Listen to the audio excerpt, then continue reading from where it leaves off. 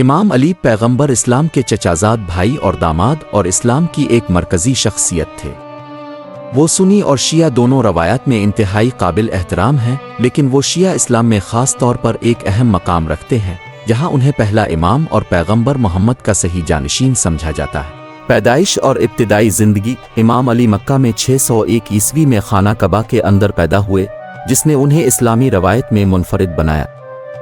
ان کی پرورش پیغمبر اسلام کے گھرانے میں ہوئی اور اسلام قبول کرنے والے پہلے لوگوں میں سے تھے۔ امام علی نے پیغمبر اسلام کی بیٹی فاطمہ سے شادی کی اور ان کے 2 بیٹے حسن اور حسین تھے، جو اسلامی تاریخ میں خاص طور پر شیعہ روایت میں اہم شخصیت ہے۔ 3 ابتدائی اسلام میں کردار: علی پیغمبر اسلام کے قریبی ساتھی اور معتمد تھے۔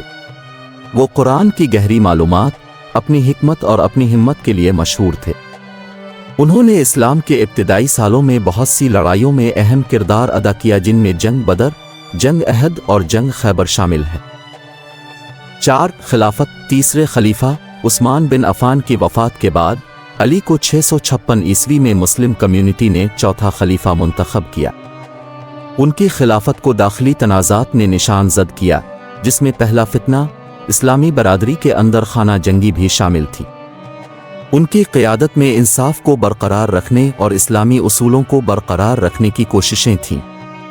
5 شہادت: امام علی کو 661 عیسوی میں کوفہ کی عظیم مسجد، موجودہ عراق میں نماز ادا کرتے ہوئے ایک خارجی نے قتل کر دیا۔ ان کی وفات کو اسلامی تاریخ میں ایک اہم واقعہ سمجھا جاتا ہے اور عراق کے شہر نجف میں ان کا مزار شیعہ مسلمانوں کے لیے مقدس ترین مقامات میں سے ایک ہے۔